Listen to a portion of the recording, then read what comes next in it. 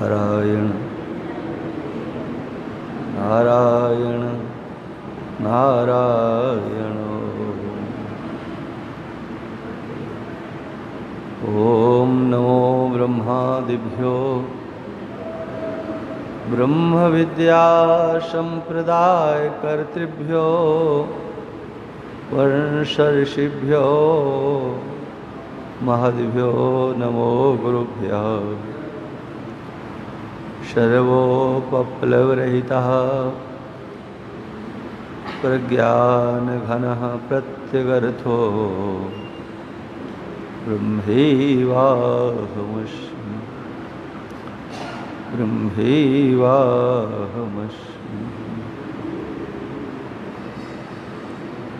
शंकरं शंकराचार्यं केशवं वादरायणं श्रोत्रभाष्यकृतौ वन्दे भगवन्तौ पुनः पुनः। प्रशान्तभावं शिवमद्वितीयं प्रदायकं मुक्तिमखण्डबोधम् प्रणाशकं मोह मदादिदोषान् प्रणमामि तं सद्गुरुवामुदेवम्। यद्विद्याविलासेन भूतभौतिकसृष्टयः तं नौमि परमात्मानं सच्चिदानन्दविग्रहम्।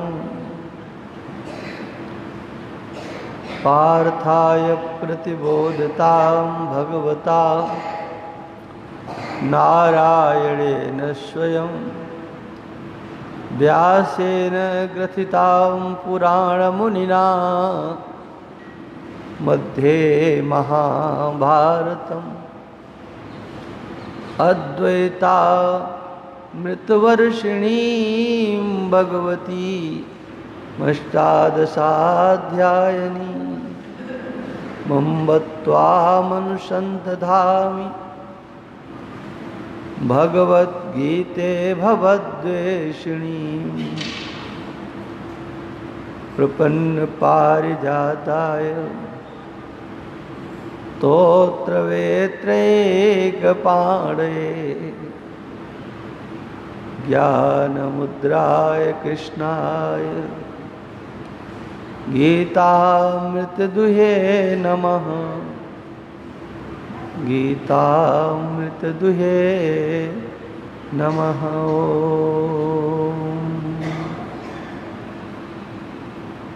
श्रीमन्नारायण नारायण नारायण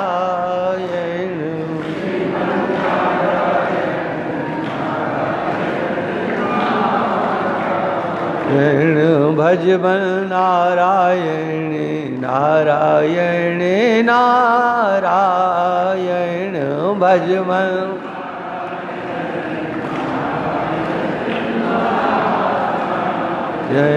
श्रीमन्नारायण नारायण नारायण श्रीमन्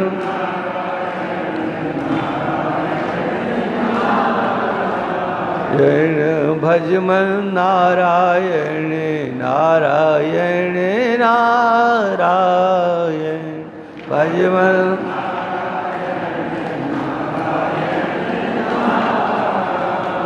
बोलिए सच्चिदानंद भगवान की जय।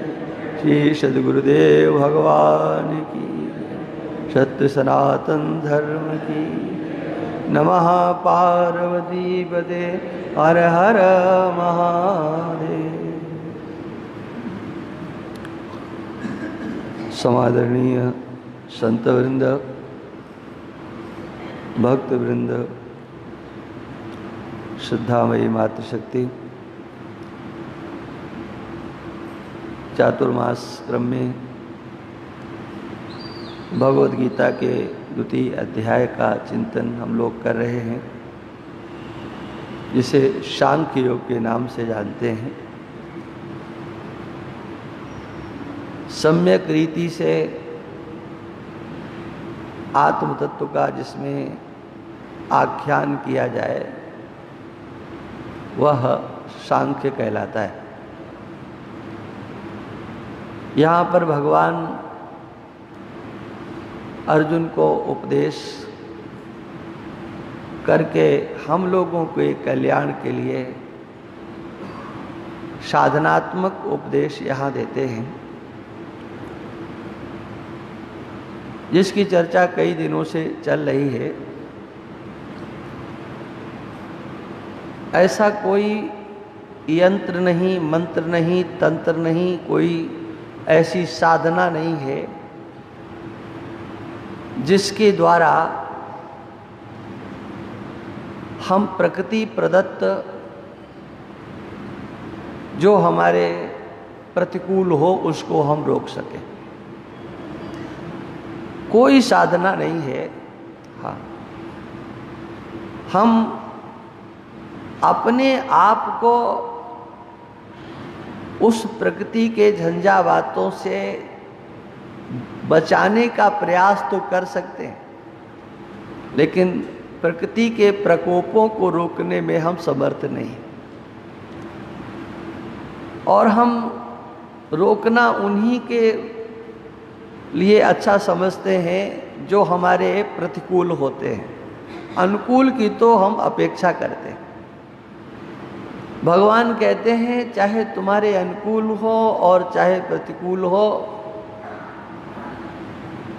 उस सबको सहना तुम्हारा कर्तव्य है, सहना तुम्हारा धर्म है। तुम्हें सहन करना है। क्या सहन करना है? बोले उस प्रकृति से जो आपको प्राप्त होता है। ये प्रकृति का क्षेत्र क्या है जानते हैं? पृथ्वी, जल, तेज, वायु और आकाश, ये 5 तत्व हैं। इन 5 तत्वों का कार्य के रूप में परिणत होने वाला ये अपना शरीर है। ये प्रकृति का अंतिम कार्य है, ये ध्यान रखना चाहिए। इससे अब आगे कुछ नहीं हो सकता। ये अंतिम कार्य है। इस अंतिम कार्य के आश्रय से जो हमारे अंतःकरण में सुख अथवा दुख आत्म स्वरूप को प्राप्त कर लेता है, इससे बचने का उपाय करना चाहिए। सुख अथवा दुख आता तो बाहर से है, बाहर ही रहता है, लेकिन हमारी समझदारी की परिपक्वावस्था न होने के कारण उसे हम अपने ऊपर आरोपित कर लेते हैं। किस रूप में आरोपित करते हैं? अहम सुखी अहम दुखी, मैं सुखी हूं और मैं दुखी हूं। लेकिन सुखी दुखी रहो कोई बात नहीं, किंतु उस सुख और दुख में भी आप व्यथित हो जाते हो। सुख आया थोड़ी देर के लिए, ठीक है, दुख आया, लेकिन भगवान कहते हैं कि आप तो उसमें व्यथित हो जाते हो। इस व्यथित शब्द से हम लोगों को कुछ सीखना है। सुख अथवा दुख इनको नहीं रोका जा सकता है, लेकिन अपने आप को व्यथित होने से रोका जा सकता है। और कैसे रोका जा सकता है? तो उसके लिए बहुत चर्चाएं आपके समक्ष हो चुकी हैं। इन दोनों पर हमारी दृष्टि सही सही पहुंच जाए, आखिर में ये सुख और दुख है क्या चीज? जो बाह्य विषयों के, इंद्रियों के योग से हमें जो प्राप्त होने वाले सुख और दुख हैं, ये वास्तव में है क्या? इनका अस्तित्व है क्या? आपके सबके मन में भी बात आती होगी कि अगर अस्तित्व नहीं है तो लोग उसके लिए यत्न क्यों करते, निवारण का यत्न क्यों करते हैं और प्राप्त करने का यत्न क्यों करते हैं? दुख आता है तो उसका अस्तित्व होता है तो निवारण का यत्न करते हैं, और सुख को प्राप्त करने के लिए यत्न करते हैं। यदि है नहीं तो इसके लिए यत्न क्यों होता है?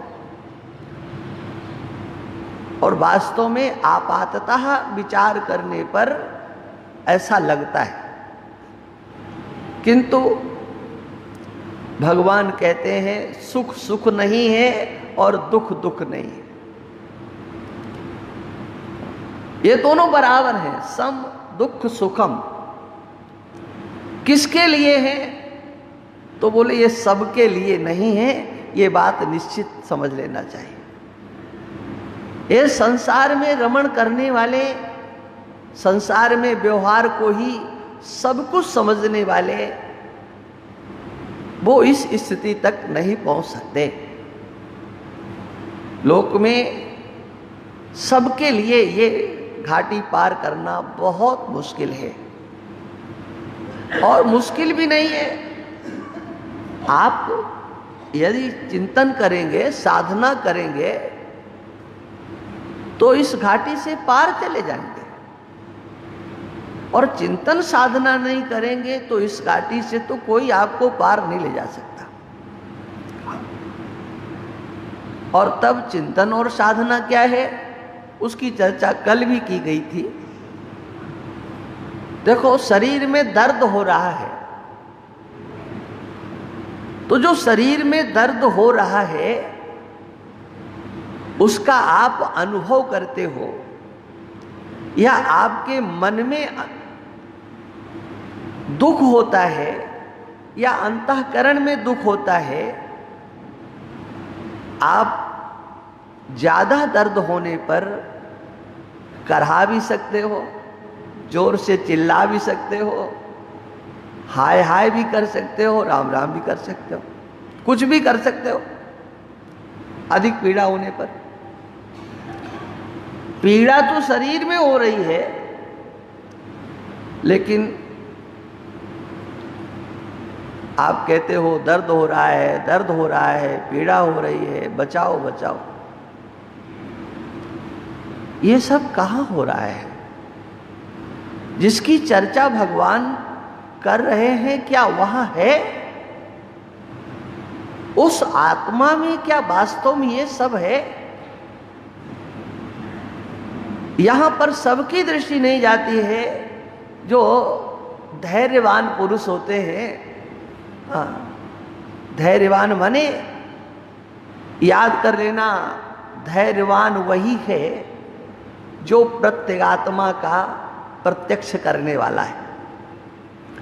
इसके सिवा कोई धैर्यवान नहीं है। कश्चित धीरः प्रत्यगात्मानमैच्छत् आवृत्त चक्षुरमृतत्वमिच्छन्। कोई कोई धैर्यवान होता है जो अपने प्रत्यगात्मा का साक्षात्कार करता है, और प्रत्यगात्मा का साक्षात्कार जब हो जाता है तो वही धैर्यवान होता है, माने धृतिमान होता है, और उसकी धृति उसमें निश्चलता लाती है। उस धृति का जो आश्रय है वो बुद्धि है। सारा खेल हमारे आप की बुद्धि का है। इस बुद्धि को व्यवस्थित करना है। दुख है तो वो भी बुद्धि में है, ये ध्यान रखना। दुख की जो पहुंच है वो बुद्धि तक है, पीड़ा की जो पहुंच है वो बुद्धि तक है। हमारे पास जो बुद्धि है उस बुद्धि को हम समझने की चेष्टा करें। और जो धैर्य है वो भी बुद्धि में होगा, जो आत्म स्वरूप का प्रत्यक्ष होगा वो भी बुद्धि में होगा। इस बुद्धि को ठीक करना है, बुद्धि को व्यवस्थित करना है। और कैसे, इसके लिए साधना क्या हो सकती है? तो देखो, यदि आपको वैकुंठ लोक जाना है, गोलोक जाना है, साकेत जाना है, क्षीर सागर में शयन करने वाले भगवान नारायण का लोक प्राप्त करना है, तो आपको उपासना का आश्रय लेना चाहिए। आप उपासना कीजिए। यदि आप स्वर्गलोक जाना चाहते हो या ब्रह्मलोक जाना चाहते हो, तो आपको यज्ञानुष्ठानों का आश्रय लेना चाहिए, कर्म का आश्रय लेना चाहिए। लेकिन यदि आप आत्म साक्षात्कार करना चाहते हो, अपना दर्शन करना चाहते हो, मैं क्या हूं, कैसा हूं, तो उसके लिए आत्मचिंतन ही साधन है। अपने स्वरूप में निष्ठा बनाने के लिए इसी का चिंतन करना है, बार बार इसका चिंतन करना है। इस शरीर से पृथक मेरा अस्तित्व है, और इसका चिंतन जब परिपक्व अवस्था को प्राप्त हो जाता है, तो वह व्यक्ति स्वस्थ कहलाता है, रोगों से मुक्त हो गया। और देखो, एक बात आप लोग चिंतन करोगे तो अच्छा लगेगा। शरीर में जो रोग आते हैं, शरीर में जो पीड़ा होती है, या बाहर से आने वाली जो पीड़ा है, शब्द स्पर्श रूप रस गंध इत्यादि, हम इसको तो रोग मानते हैं, इसको पीड़ा मानते हैं, इसके लिए हम दुखी होते हैं। इस स्थूल शरीर में कोई रोग होता है तो उसको आप रोग मानते हो, है ना? ये बात सच्ची है कि नहीं? उसको आप रोग मानते हो। लेकिन अंदर रोग हो तो क्या उनको रोग मानते हो?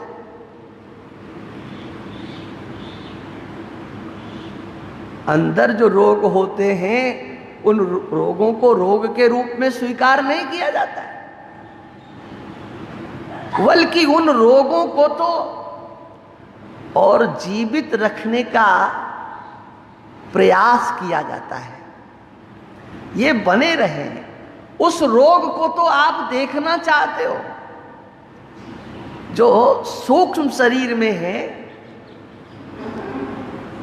जिनको कि हम सूक्ष्म शरीर का विकार कहते हैं, या जिनको हम अंतःकरण का विकार कहते हैं। हाँ, उनको मिटाना कौन चाहता है? अंदर के जो रोग हैं, और स्पष्ट करें क्या, काम, क्रोध, लोभ, मोह, मद, मत्सर, ईर्षा, राग, द्वेष, हाँ, ये अंदर रोग हैं।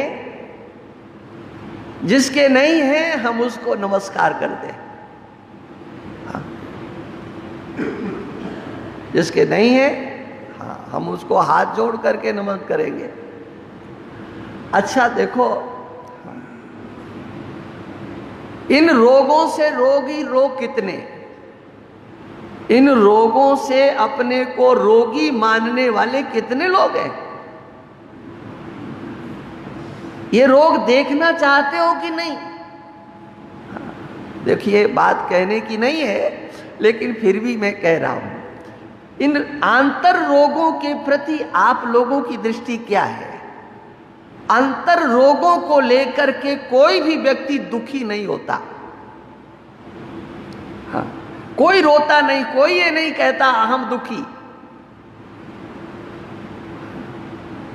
लेकिन शरीर में आने वाले तापों को लेकर, रोगों को लेकर के हम दुखी होते हैं। एक देवी के द्वारा संतान को जन्म दिया गया।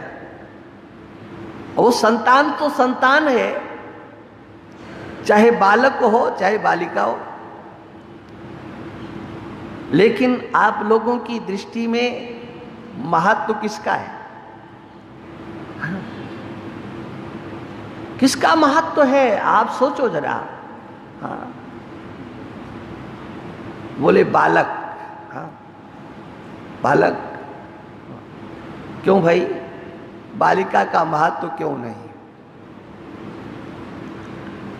बालिका का महत्व आपके अंदर क्यों नहीं है? कभी इस पर चिंतन करना। ये कितना बड़ा आपके शरीर का अंतर का रोग है।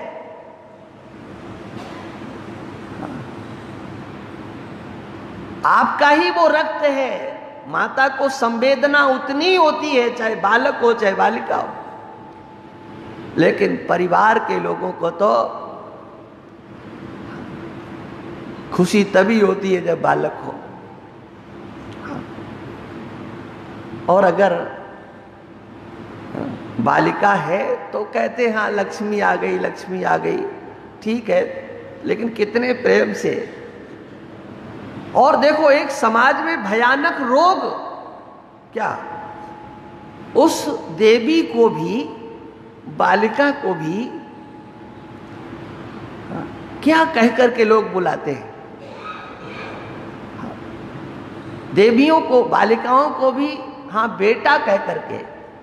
हाँ, ये क्या है? लोग समझते हैं कि हम बहुत अच्छे शब्द का प्रयोग कर रहे हैं। आप उस देवी के अंदर एक हीनता की सृष्टि कर रहे हैं, क्योंकि उसको पता है मैं बालिका हूं, लेकिन ये मेरे को बेटा कह रहे हैं, तो मैं बेटा अगर होती तो कितना अच्छा होता। इनको बेटा शब्द से प्रेम है, हाँ, बेटी शब्द से प्रेम नहीं है। ये समझदार लोगों, घरों में बोलना सीख लो। स्त्रीलिंग शब्दों के लिए आप पुल्लिंग शब्दों का प्रयोग करते हो, इसमें तुम्हारी दूषित मानसिकता ही पता चलती है कि तुम कहां बैठे हो। क्या कभी विचार करते आपके पास समय कहां है?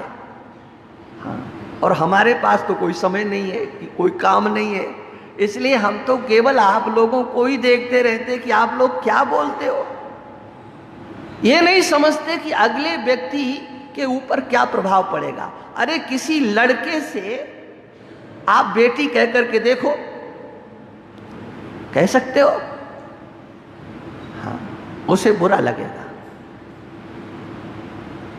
तो फिर बेटी से तुम बेटा कह करके बोलते हो, क्या कभी आपने उसके अंदर जो चोट पड़ती है उसको कभी समझने की चेष्टा की है?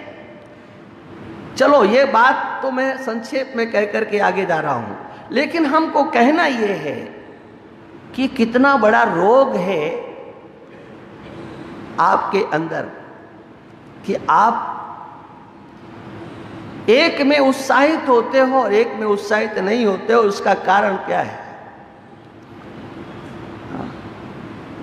और आप दूसरी ओर, यद्यपि ये विषय बहुत लंबा है, लेकिन मैं संक्षेप से इसको खींच रहा हूं। कहते हो ये बच्चा तो भगवान का रूप है,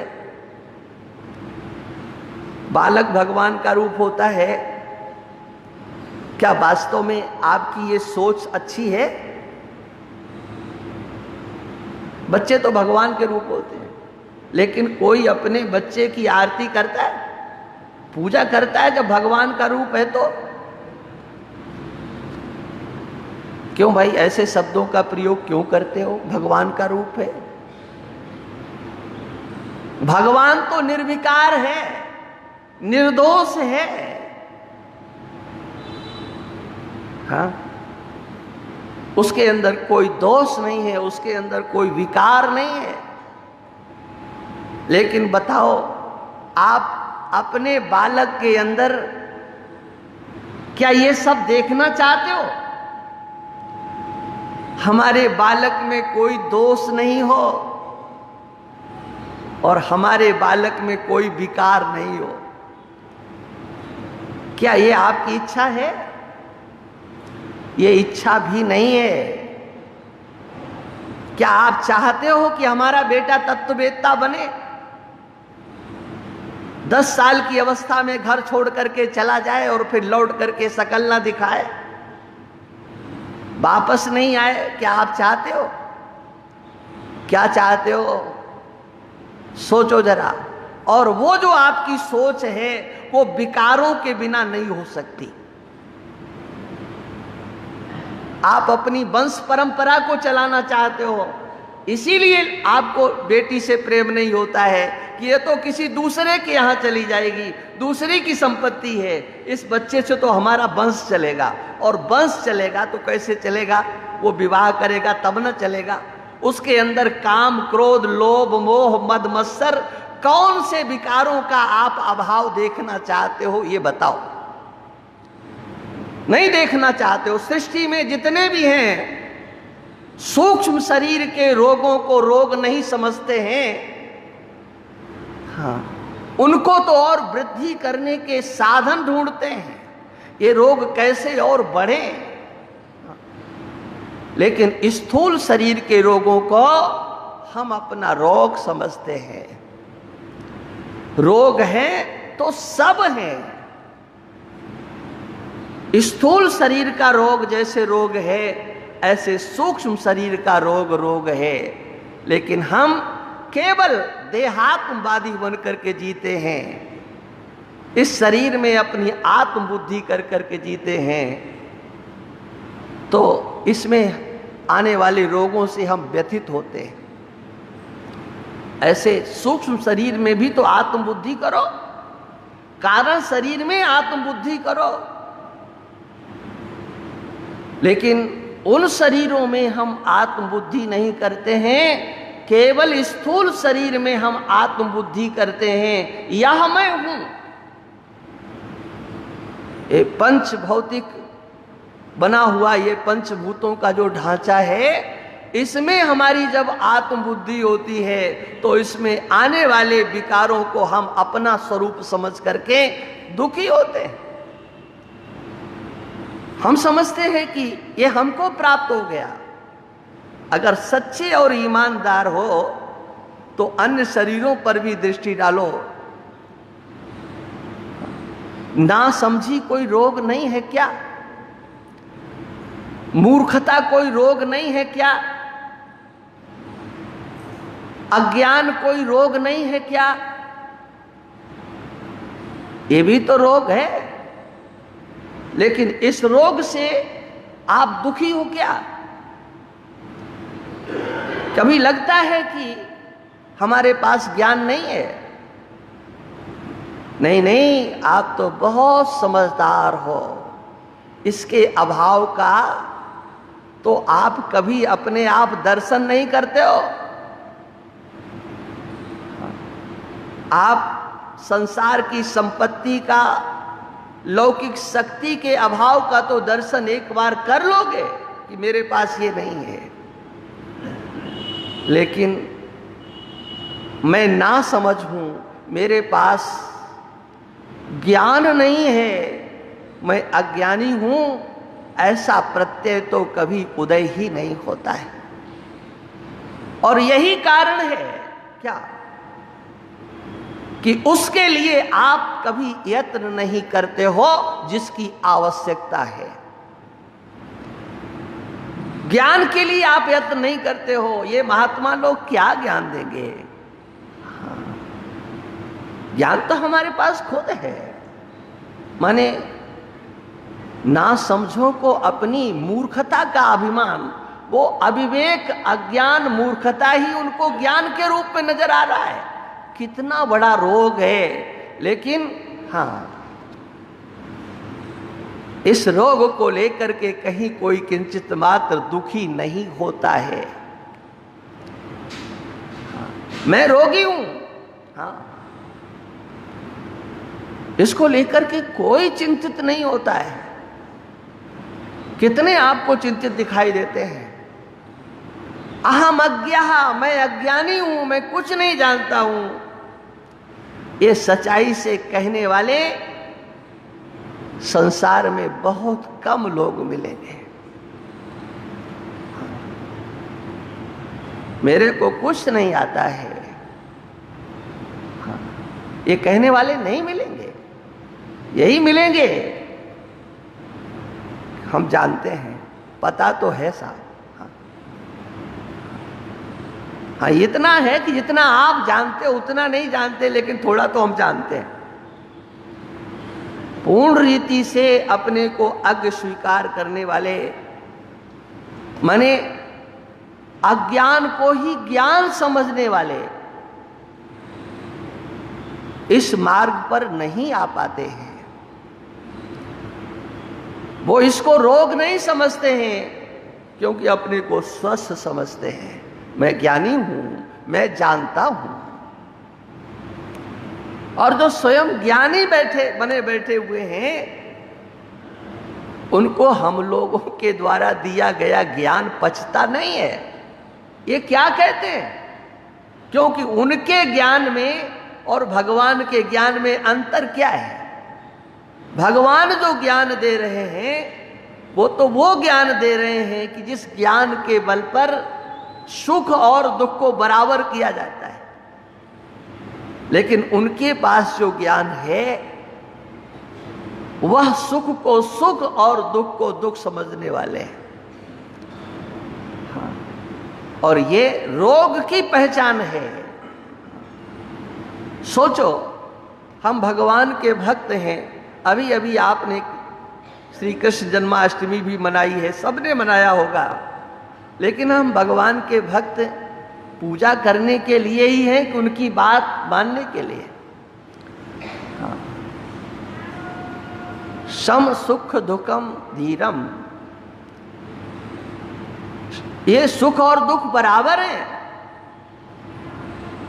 मानो मत, लेकिन कम से कम विचार करने में क्या लगता है? विचार करो कि भगवान कह रहे हैं ये दोनों बराबर हैं, विचार करो। सम दुख सुखा स्वस्था, जो सुख और दुख को बराबर जान लेता है वो स्वस्थ होता है। ये भगवान का वचन है। सुख और दुख को बराबर जान लेता है वो स्वस्थ होता है, माने उसके पास कोई रोग नहीं होता, वो निरोग होता है। और अगर बराबर आपने नहीं जाना है तो शरीर से कितने ही स्वस्थ रहो, लेकिन रोगी तो हो। सम दुख सुखा स्वस्था सम लोष्टास्म कांचना। मिट्टी और सोना उसके लिए बराबर होता है। किसके लिए?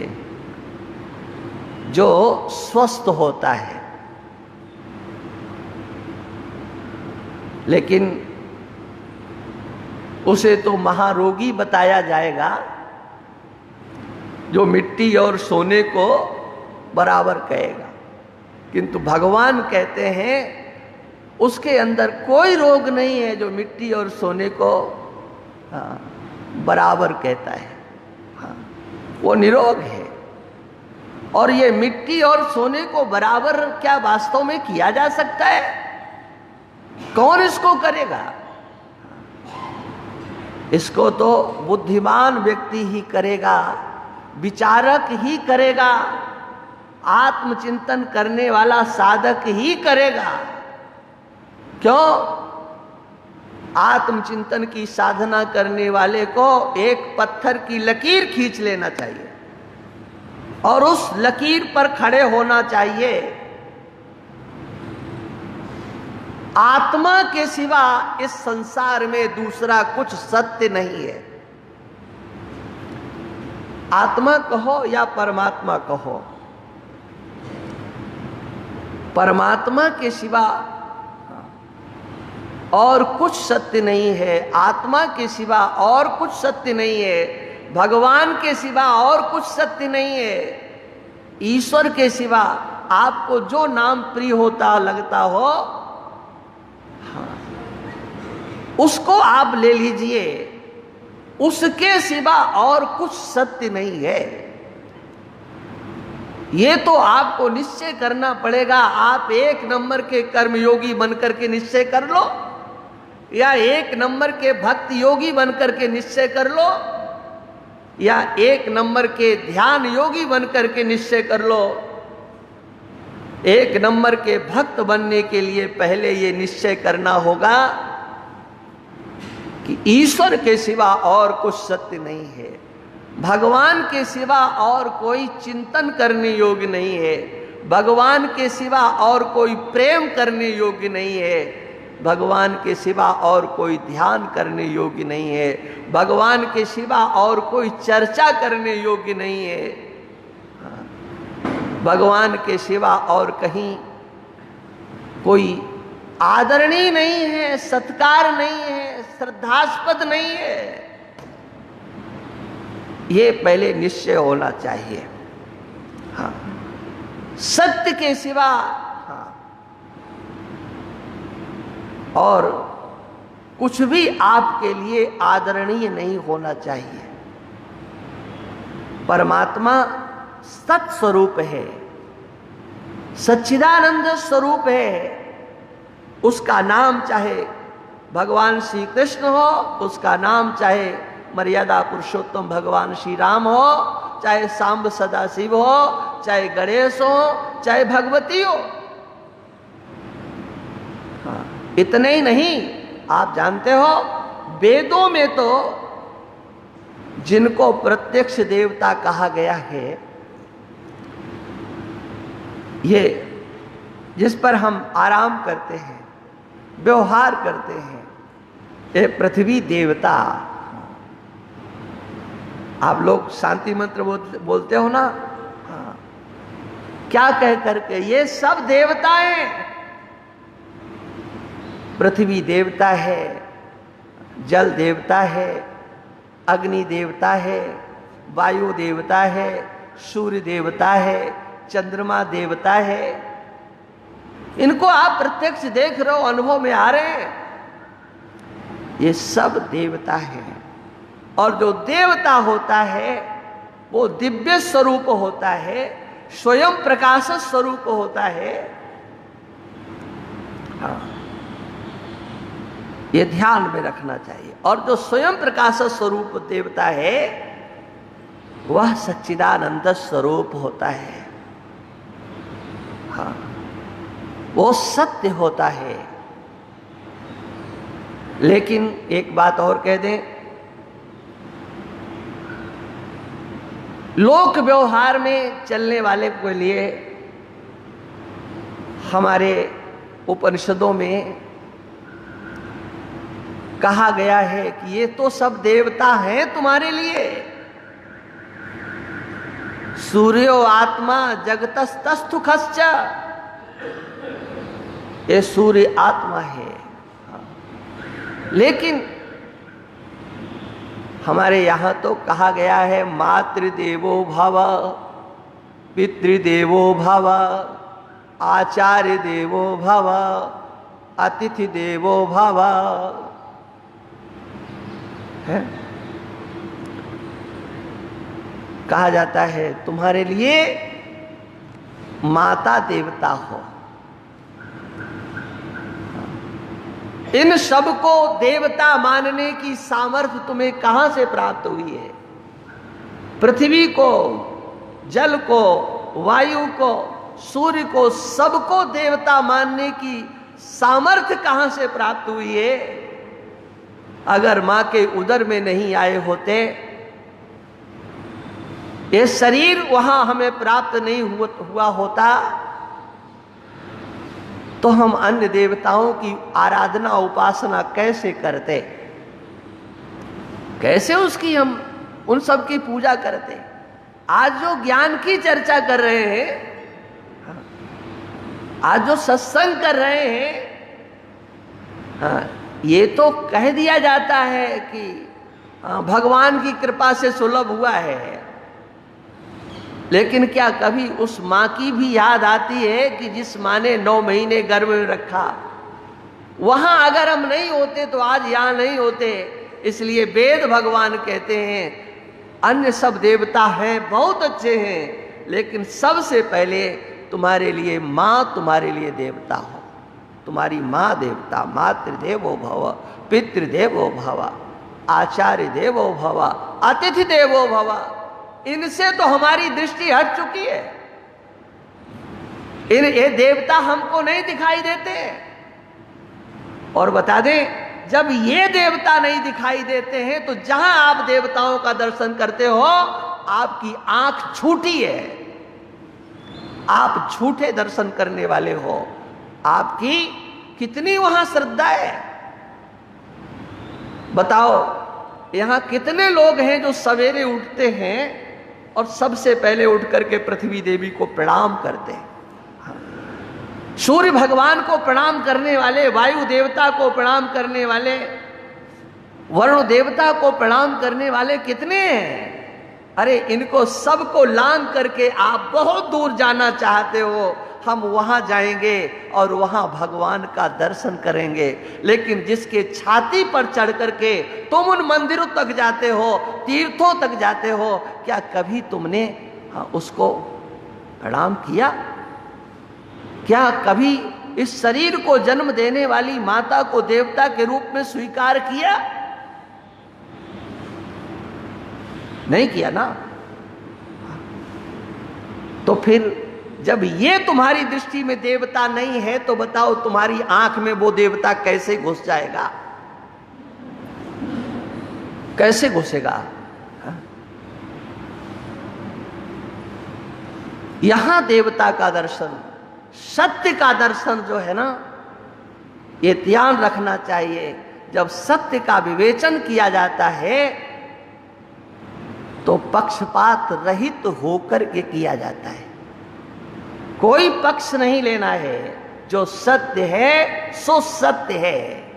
हाँ, हो सकता है कि दर्द हो जाए दिमाग में, दिल में, कहीं भी हो जाए, किंतु एक बात आपको बता दें, बुद्धि का एक स्वभाव है, और वो स्वभाव क्या है? बुद्धि असत का साथ नहीं देती है, बुद्धि असत का पक्ष नहीं लेती है। बुद्धि हमेशा सत्य की पक्षपातिनी हुआ करती है।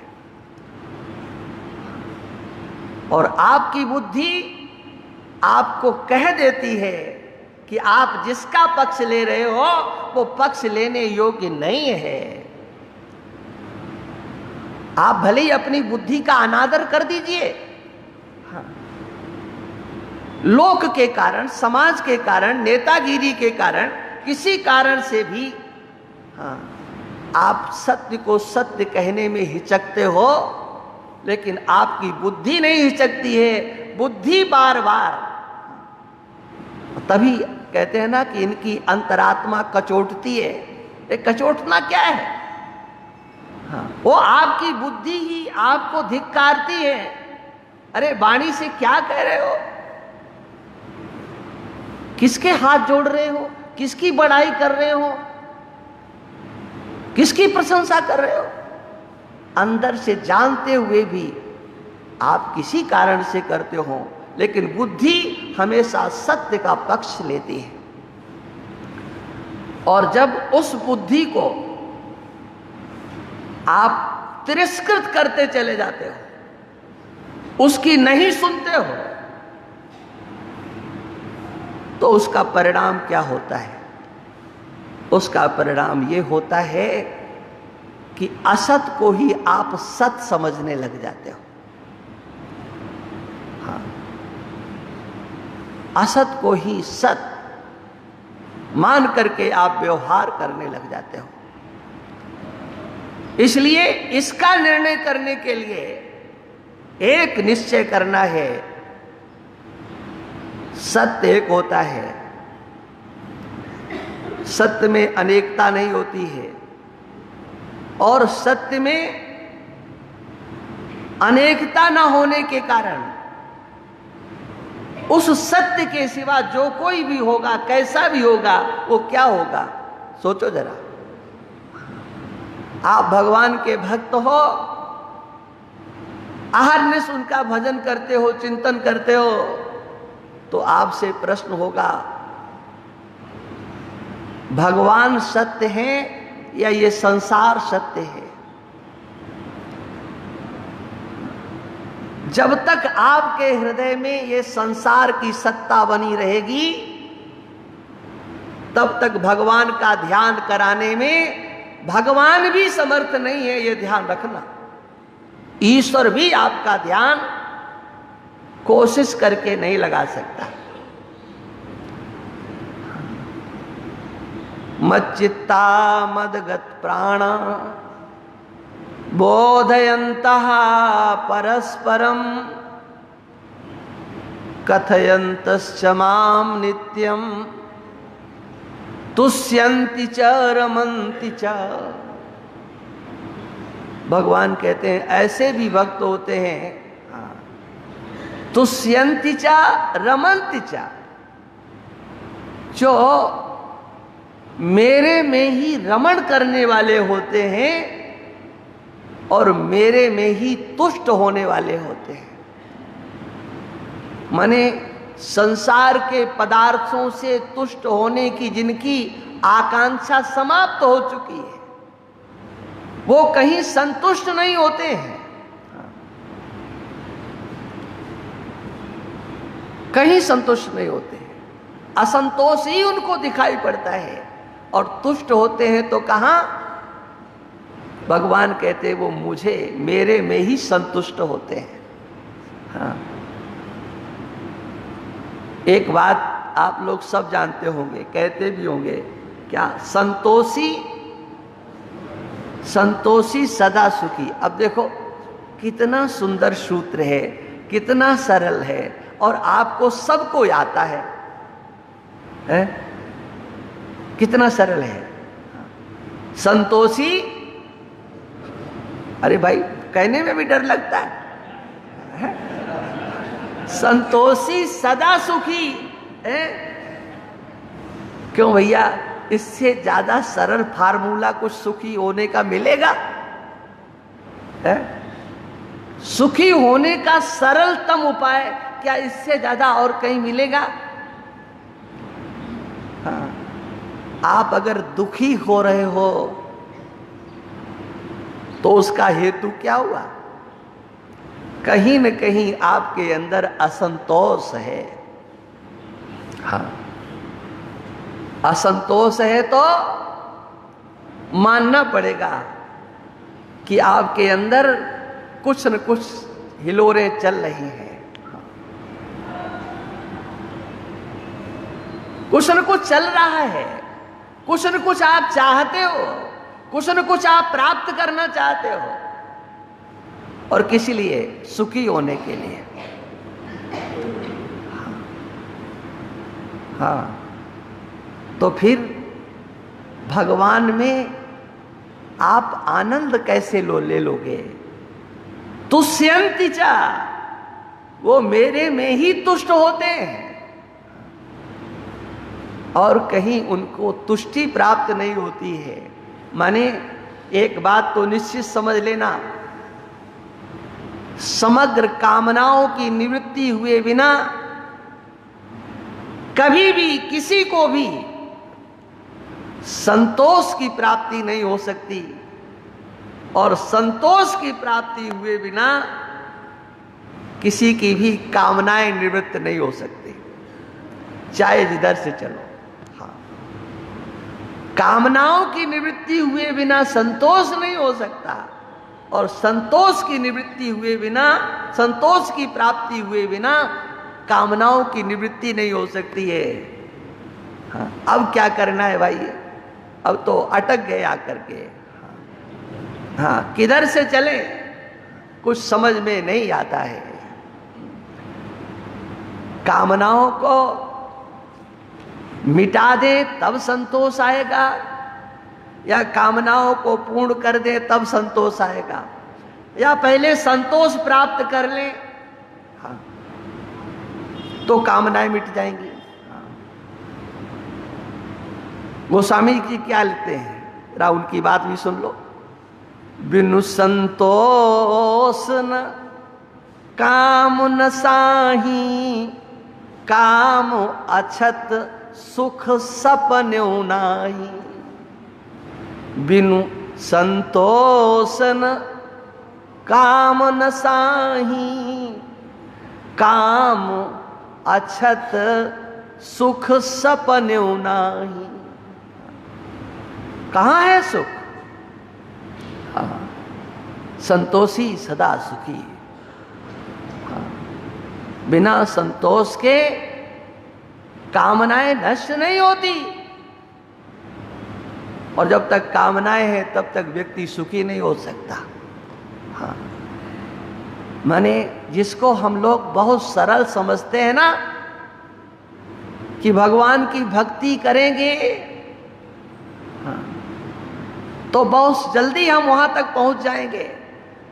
इनके विचार के चक्कर में पड़ेंगे तो पता नहीं क्या हो जाएगा। ध्यान रखना, चलोगे तब पता लगेगा।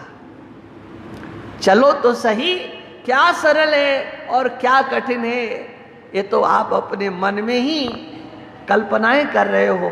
चलो तब पता लगेगा।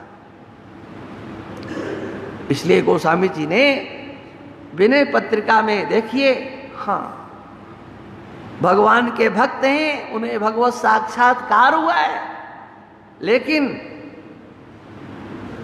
एक बात स्पष्ट कहते हैं, रघुपति भगति करत कठिनाई।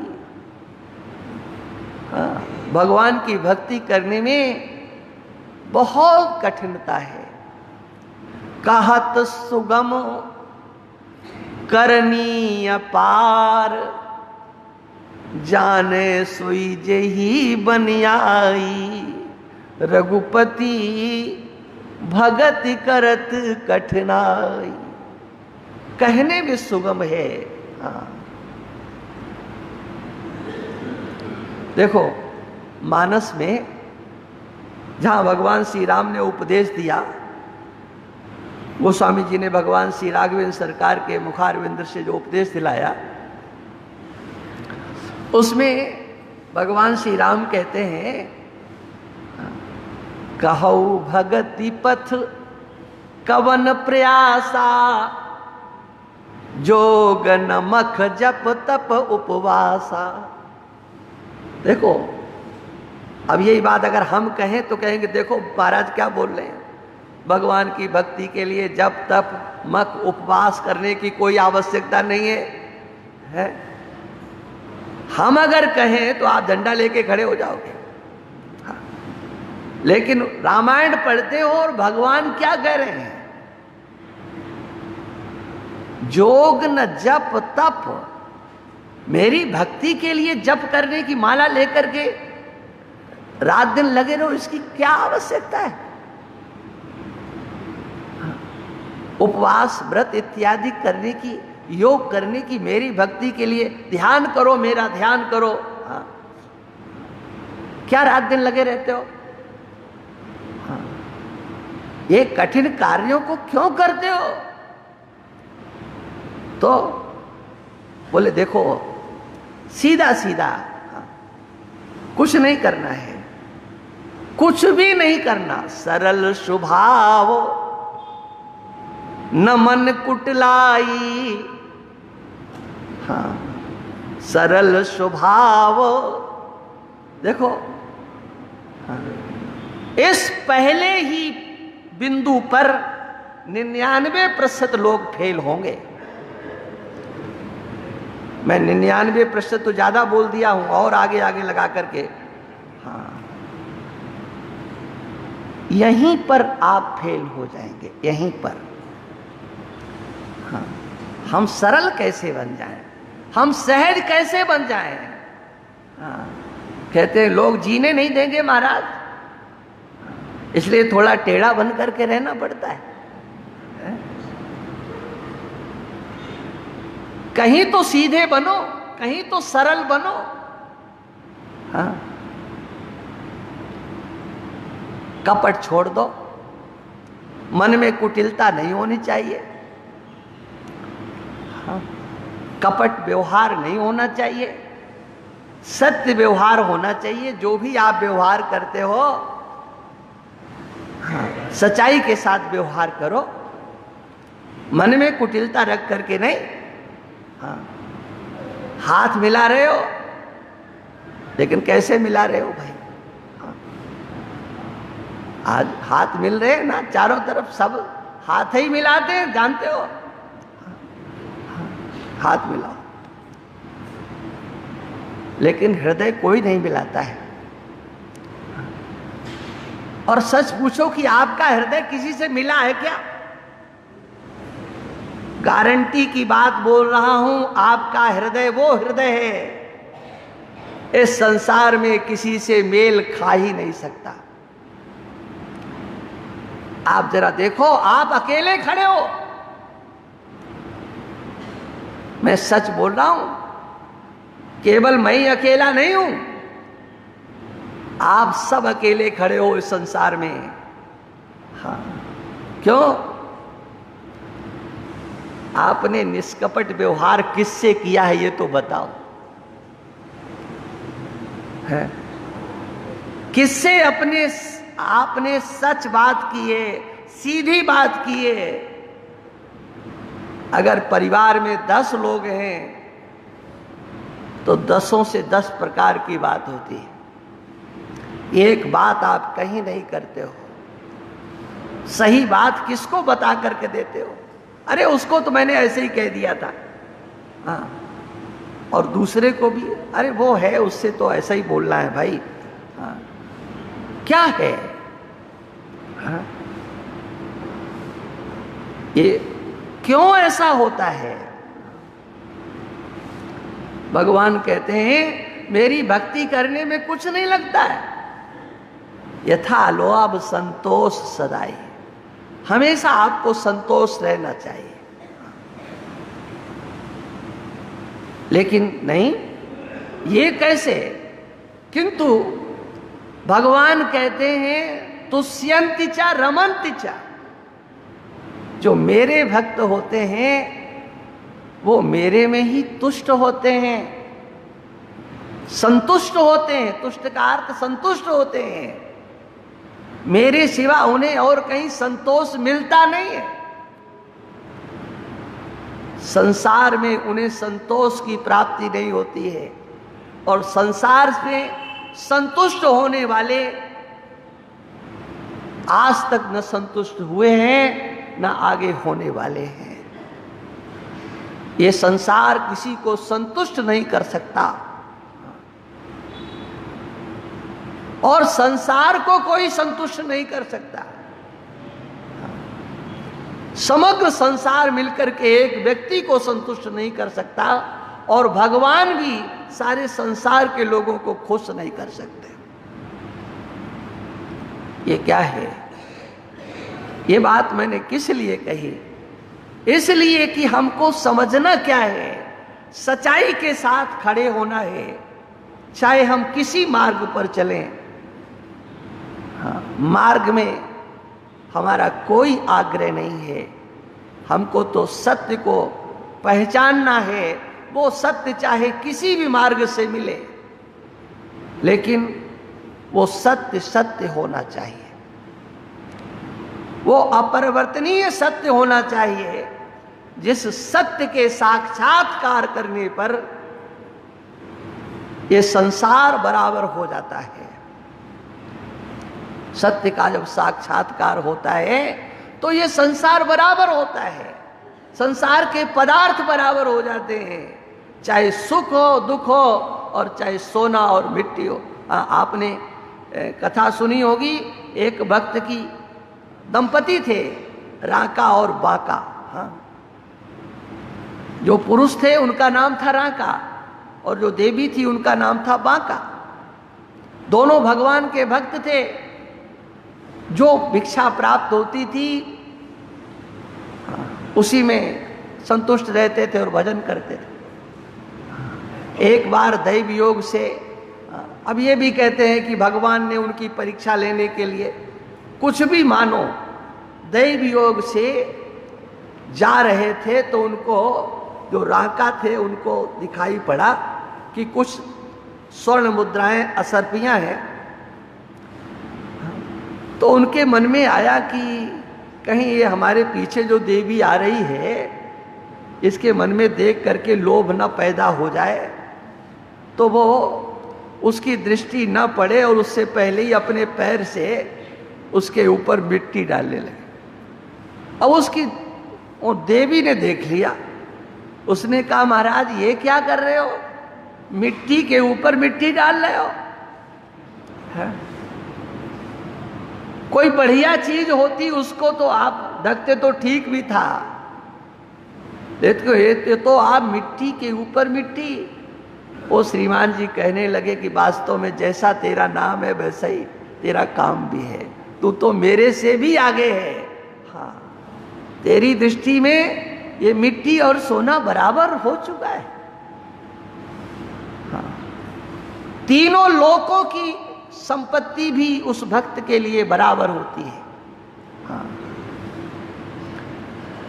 सरग नरक अपवर्ग समाना, सब बराबर हो जाते हैं जी जब ये दृष्टि प्राप्त होती है। कौन सी? ये सत्य क्या है। और जब सत्य का साक्षात्कार होता है तो उस समय सुख और दुख और उनके समग्र साधन ये सब के सब बराबर हो जाया करते हैं। माने साधनों में हमारा राग द्वेष हो जाता है। जो सुख देने वाला साधन होता है उसमें राग हो जाता है और दुख देने वाला जो होता है उसमें द्वेष हो जाता है। लेकिन जो सत्य का साक्षात्कार करता है उसकी दृष्टि में सुख और दुख बराबर होते हैं और सुख और दुख के साधन भी बराबर हो जाया करते हैं। लेकिन कब? बस इतना ध्यान रखना, जो अपने स्वरूप का साक्षात्कार है, आत्म तत्व का दर्शन है, हाँ, इसका जो विज्ञान है, इसी के अंदर इतनी सामर्थ्य है और किसी में भी इतनी सामर्थ्य नहीं है। हाँ, मेरा सत्य चित आनंद रूप कोई कोई जाने रे, मेरा सत्य चित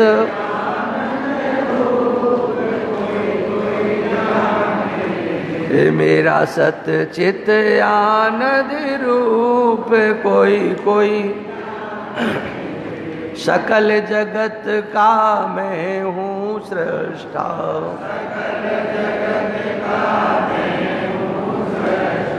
तीन लोक सकल जगत का मैं हूँ सृष्टा,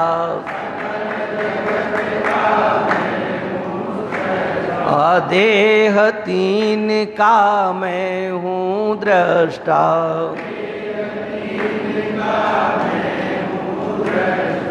मैं हूँ साक्षी स्वरूप कोई कोई जाने रे, मैं हूँ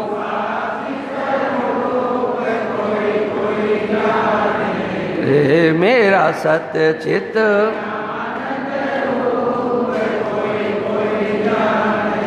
पंचकोश से मैं हूँ न्यारा,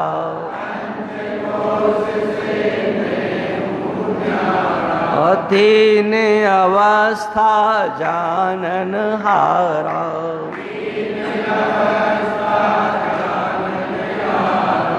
अनुभव सिद्ध अनूप कोई कोई जाने रे, अनुभव सिद्ध रे, मेरा सत्य चित आनंद जन्म मरण मेरा धर्म नहीं है,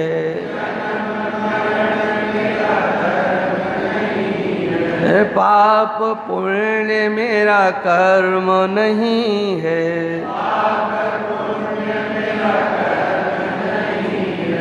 मैं हूँ सत्य स्वरूप कोई कोई जाने रे, मैं हूँ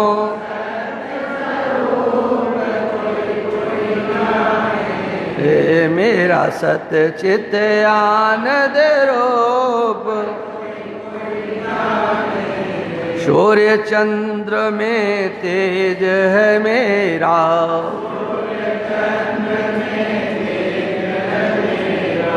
अग्नि ताप में ओज है मेरा,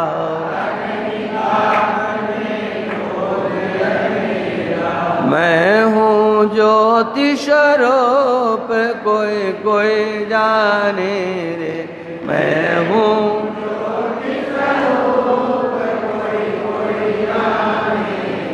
मेरा सत्य चित आनंद,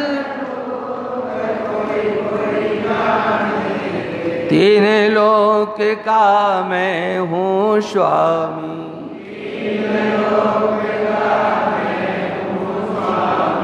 घट घट व्यापक अंतर्यामी,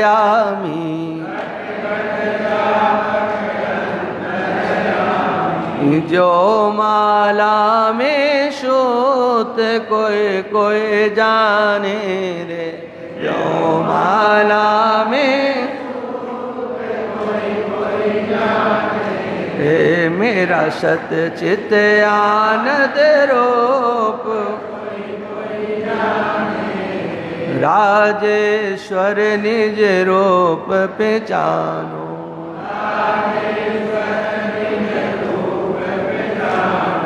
जीव ब्रह्म में भेद न मानो,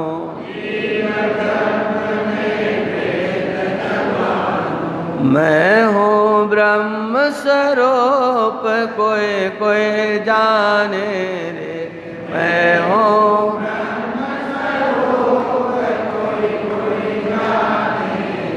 मेरा सत्य चित आनंद रूप कोई कोई, मेरा सत्य चित आनंद, बोलिए सच्चिदानंद भगवान की।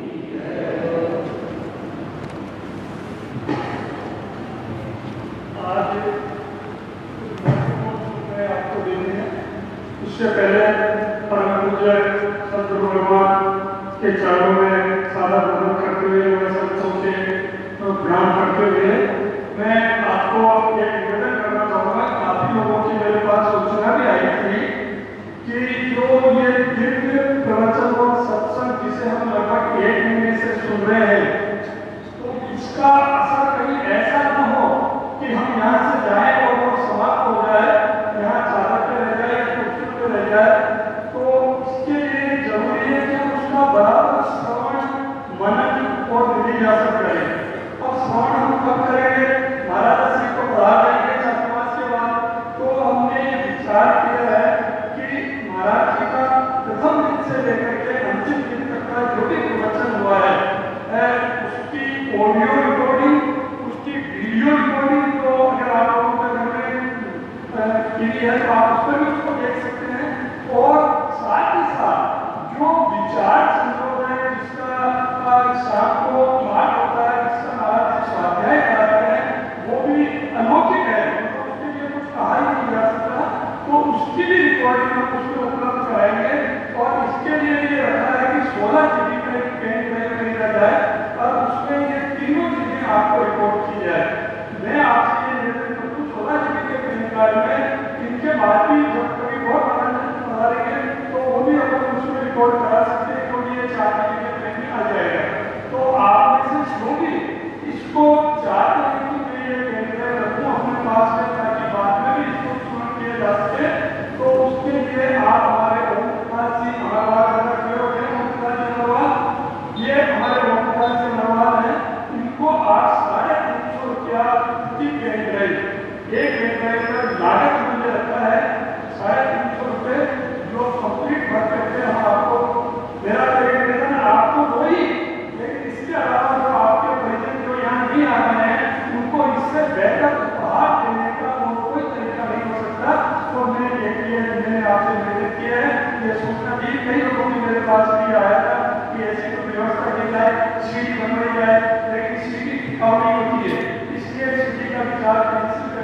और पेन ड्राइव का रखता है।